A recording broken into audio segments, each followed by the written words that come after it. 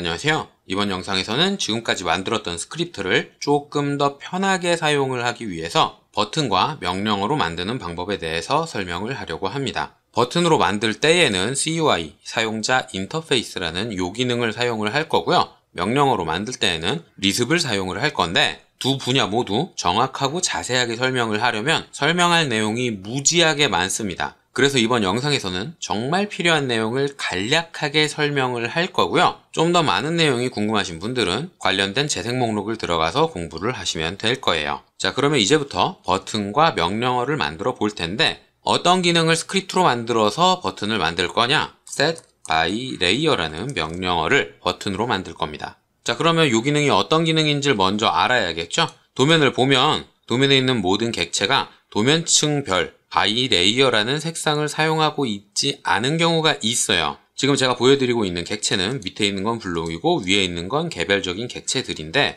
이 친구들은 전부 0이라는 도면층으로 작성이 됐지만 색상은 도면층이 색상을 사용하고 있지 않고 서로 달라서 다양함이라고 표시되고 있습니다. 이 친구를 클릭을 해서 by layer 도면층 별이란 걸로 선택을 해주면 0번 도면층의 색상을 사용하도록 설정이 되기는 하겠지만 블록의 경우 블록 자체의 색상은 바뀌어도 블록 내부에 들어가 있는 객체의 색상이 지정되어 있으면 이렇게 도면을 볼 때의 색깔이 바뀌지가 않아요. 이런 것들을 by layer, 도면층 별이라는 색으로 바꾸기 위해선 set by layer라는 기능을 사용을 해야 됩니다. 이 기능을 사용을 하면 객체를 선택을 해달라고 하고요. 객체의 선택이 끝났다는 의미로 엔터나 스페이스바를 누르게 되면 by 블록이란 색깔도 by layer로 바꿀 거냐라고 물어봅니다. 바꿀 거면 yes, 안 바꿀 거면 아니오로 가면 되겠죠? 저는 yes로 선택을 해서 만들어 볼게요. y를 입력한 다음에 엔터를 눌러주면 이번에는 블록을 포함하시겠습니까? 요렇게 물어봅니다. 요것도 당연히 yes를 사용을 할 거예요. y를 입력하고 엔터를 누르면 블록 안에 들어가 있는 객체들까지 도면층의 색상을 사용하도록 색상이 by layer로 바뀌게 됩니다. 간단한 객체라서 티가 그렇게 많이 안 나죠? 예제 도면을 한번 살펴볼게요. 여기에서 set by layer라는 기능을 사용을 하고 객체를 선택을 해줍니다. 쭉 여러 개의 객체를 선택을 한 다음에 객체의 선택이 끝났다는 의미로 엔터를 눌러주고 yes, 엔터, yes, 엔터 이렇게 옵션 키워드까지 전부 다 선택을 해주면 이렇게나 많은 객체들이 색상이 바뀌게 될 거예요. 자, 이 기능을 스크립트로 만들자면 한 가지 문제가 생깁니다. 바로 객체를 선택하는 단계예요. 기능을 실행하자마자 객체를 선택을 해줘야 되는데 스크립트에서는 이렇게 사용자의 입력을 기다리는 기능을 사용을 할 수가 없단 말이에요. 그러면 객체를 어떻게 선택을 해줘야 되느냐? 옵션 키워드를 사용을 하시면 됩니다. 객체를 선택하는 단계가 있는 기능은 꽤나 많죠. 이동이라는 기능도 그렇고 복사, 카피도 마찬가지로 객체를 선택하는 단계가 있죠. 이렇게 객체를 선택하는 단계에서는 굉장히 많은 옵션을 사용을 하실 수가 있어요. 다만 명령행에 표시가 되지 않을 뿐이죠. 객체를 선택하는 단계에서 특수문자 하나, 아무거나 저는 물음표로 사용을 할게요. 입력을 해주면 유효하지 않은 선택이라고 하면서 사용할 수 있는 옵션들을 이렇게 표시를 해줍니다. 그 중에 도면 전체에 있는 모든 객체를 선택을 하고 싶을 때에는 all이라는 옵션을 사용을 하시면 돼요. 자, 그러면 한번 사용을 해볼까요? set by layer라는 명령어를 실행을 하고 객체를 선택할 때 all이라는 옵션 키워드를 입력을 하고 엔터를 눌러주면 객체를 선택해 줍니다. 도면 내에 있는 모든 객체를 다 선택을 해줘요. 그 다음에는 앞에서 진행했던 것과 순서가 똑같습니다. 객체 선택이 끝났다는 의미로 엔터를 한 번 더 눌러주고 yes, 엔터, yes, 엔터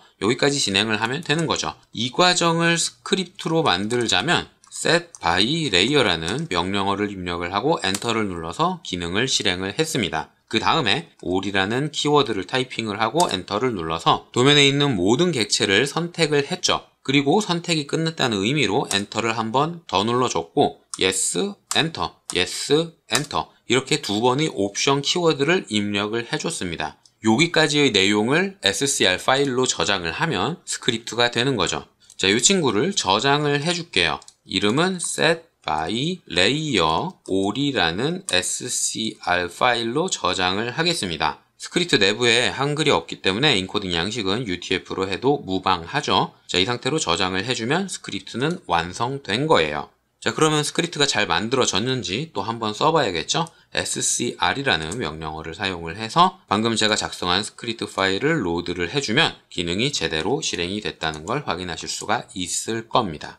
자, 여기까지는 제가 그동안 설명했던 내용과 별반 다를 게 없죠? 그런데 매번 스크립트를 사용을 하기 위해서 파일을 지정해 줘야 된다면 불편하단 말이에요. 그래서 이 과정을 조금이나마 더 편하게 하고자 버튼이나 명령어로 만들 필요가 있는 겁니다. 자, 그러면 가장 먼저 버튼으로 만들어 볼 텐데 저는 그 버튼을 요 그리기 패널의 맨 앞에, 맨 왼쪽에 하나 추가를 할 겁니다. 그리고 클래식 메뉴를 사용하시는 분들을 위해서 도구 막대로도 한번 만들어 볼 거예요.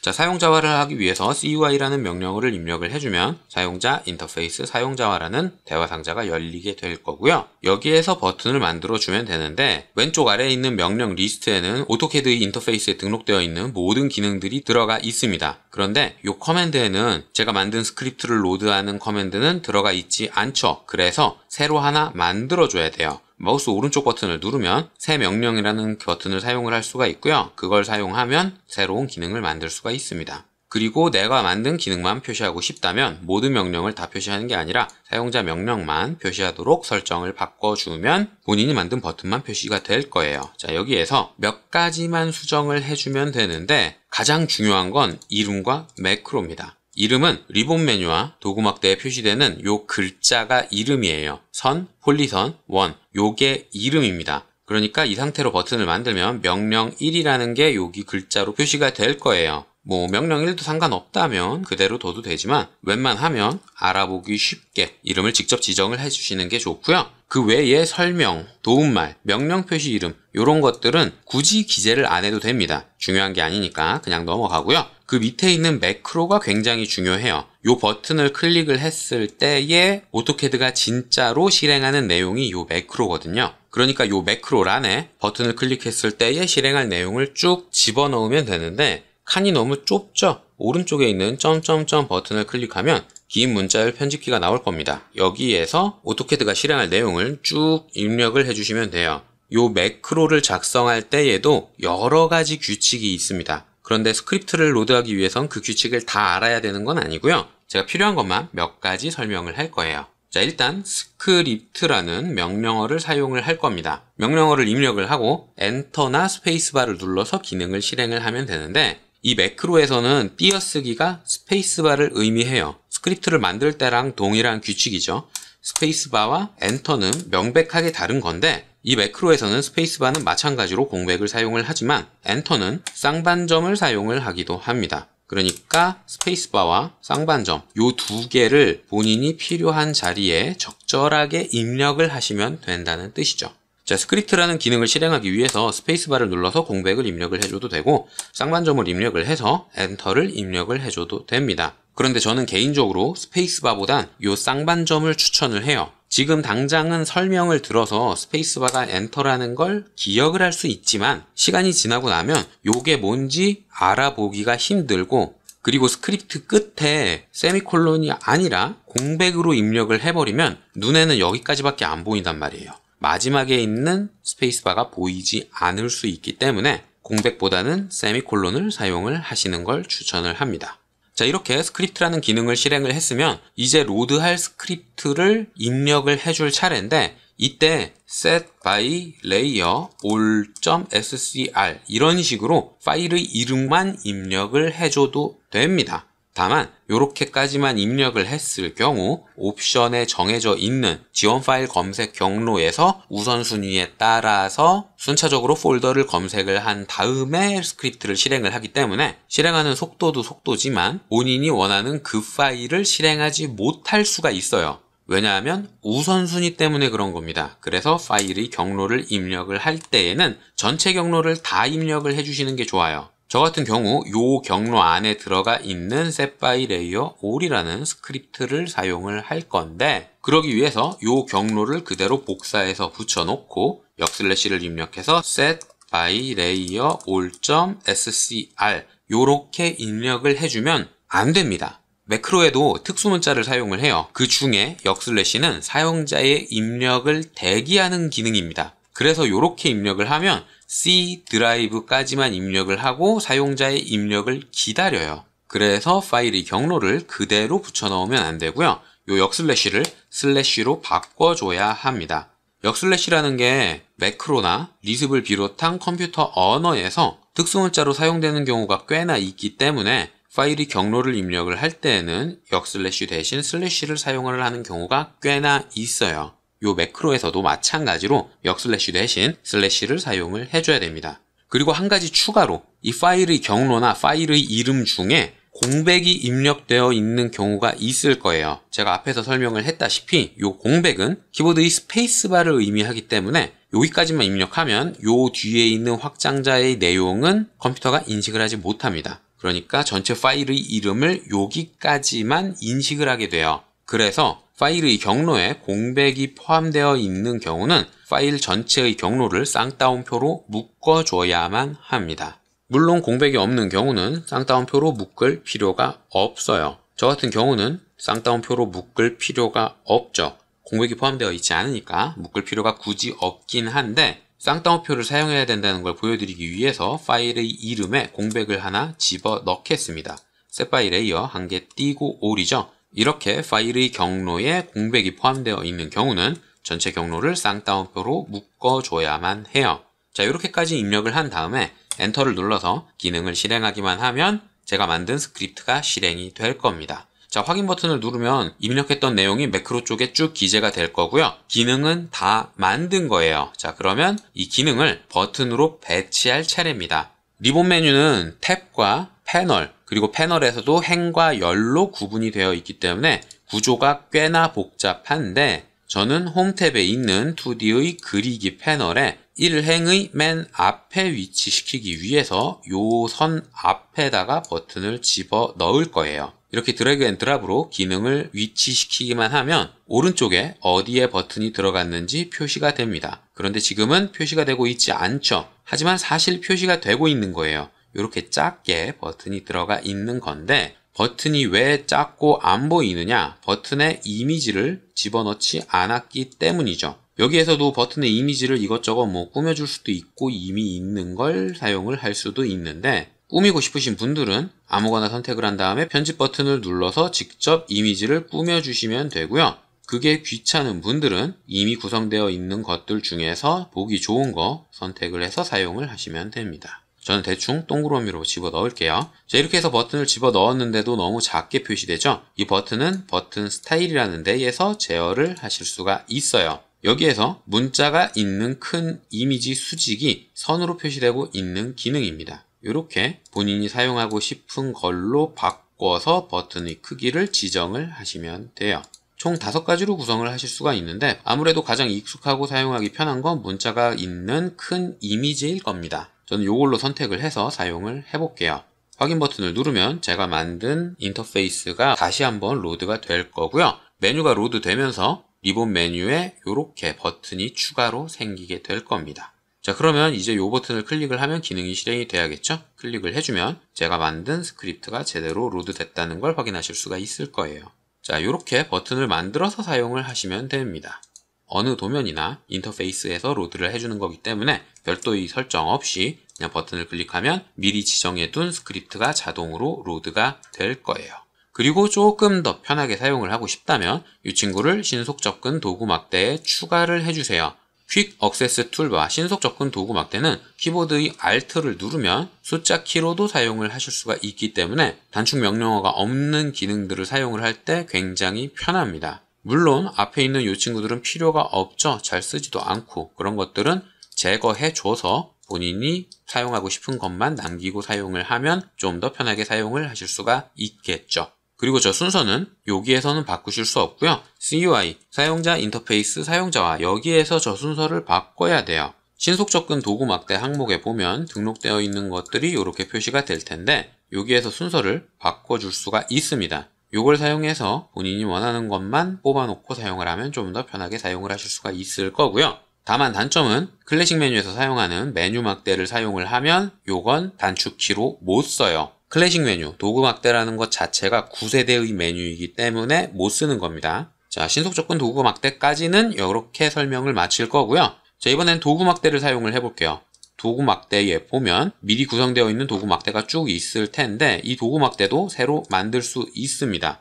My 툴바라는 도구 막대를 하나 추가로 만들어서 여기에 Set by Layer 제가 만든 기능을 집어넣어 볼게요. 그러면 제가 만든 버튼을 이렇게 사용을 하실 수가 있을 겁니다. 도구 막대를 만드는 방법도 그냥 드래그 앤 드랍이에요. 자, 그리고 혹시라도 도구 막대를 새로 만드는 게 아니라 기존에 있던 도구 막대에 추가하고 싶다. 예를 들어 수정이란 도구 막대의 맨 밑에 방금 만든 버튼을 집어넣고 싶다. 그러면 드래그 앤 드랍으로 집어넣으면 됩니다. 이렇게 설정을 해놓고 확인 버튼을 누르면 메뉴를 다시 로드하면서 도구 막대에서도 방금 제가 만들었던 기능을 사용을 하실 수가 있을 거예요.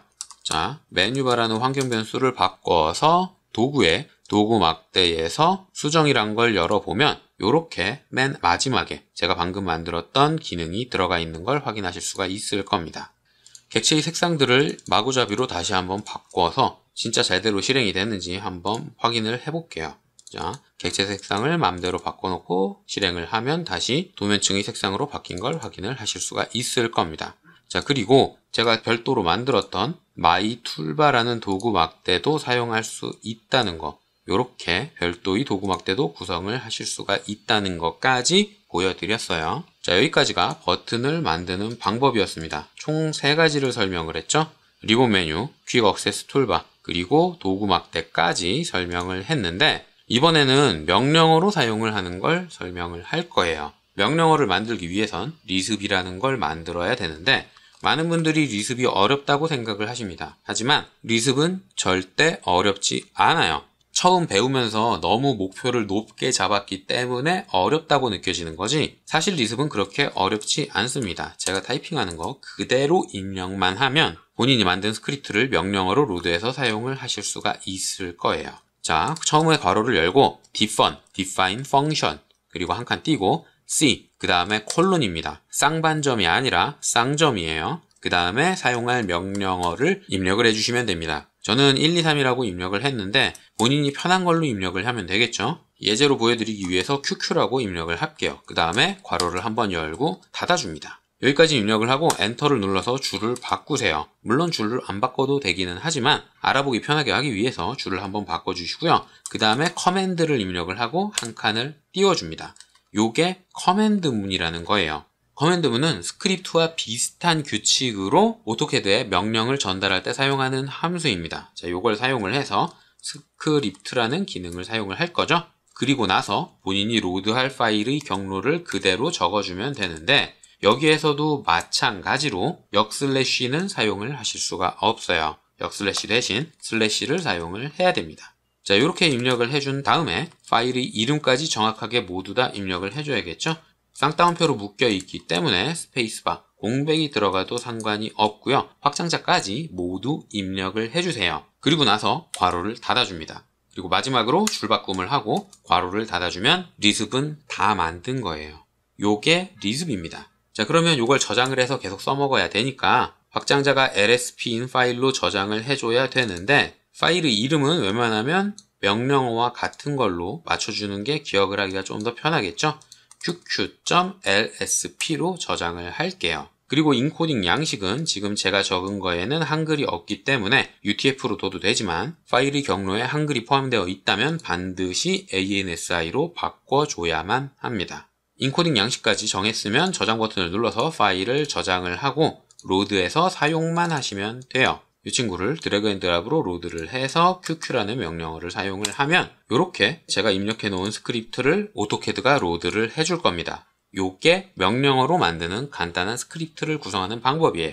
자, 그러면 제대로 만들어졌는지 예제 도면으로 돌아와서 리습을 로드한 다음에 QQ라는 명령어를 사용을 해보면 이렇게 도면 안에 있는 모든 객체들의 색상을 한 번에 수정을 해줄 겁니다.